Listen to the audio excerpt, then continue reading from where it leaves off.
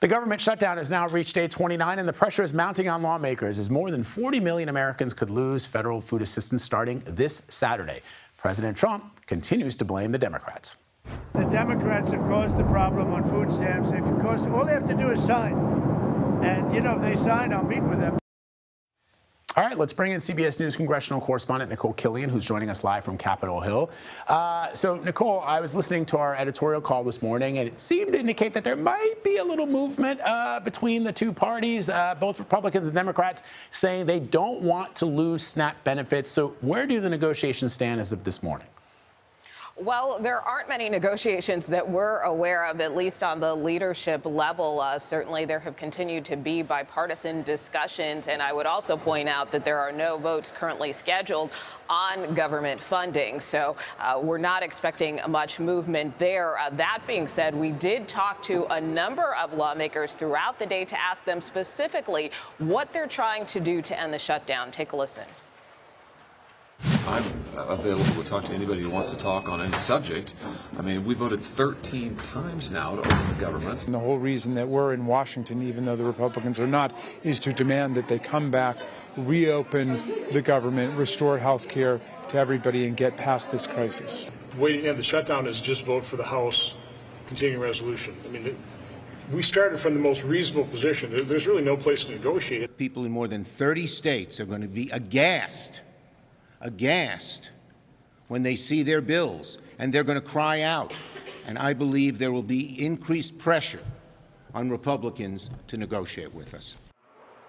So again, Leader Schumer there standing by his position to basically, again, keep this debate centered on the issue of health care, particularly as the open enrollment period opens up for the ACA. As he said there, prices and premiums are expected to spike. So he thinks eventually that will bring Republicans to the negotiating table. That being said, Vice President J.D. Vance was on the Hill just yesterday, once again reaffirming that, look, we just need 5 Democrats to vote on this temporary funding bill.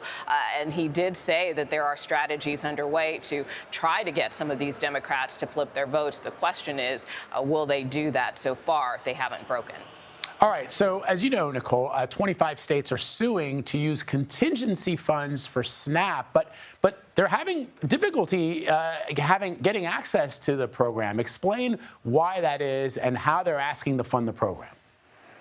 Well, look, I mean, this is just in response to, obviously, we saw the USDA, which has been warning for some time now, by the way, that benefits would not be continued through November 1st. And they stated it pretty bluntly on their website at the start of the week, saying that the well has run dry. So you have about 24 Democratic AGs in a variety of states who have now sued the Trump administration, basically protesting this decision not to tap into contingency funds that the agency has. They have roughly about $5 billion or so, although the food stamp program costs more than that. It's closer to $9 billion. And so, therefore, these states are arguing that, the agency should be able to use the funds. Now, the Department of Agriculture, for its part, has indicated that it doesn't believe it has the legal authority to do so, since those contingency funds are just that, for other contingencies. But again, we'll have to see how this plays out.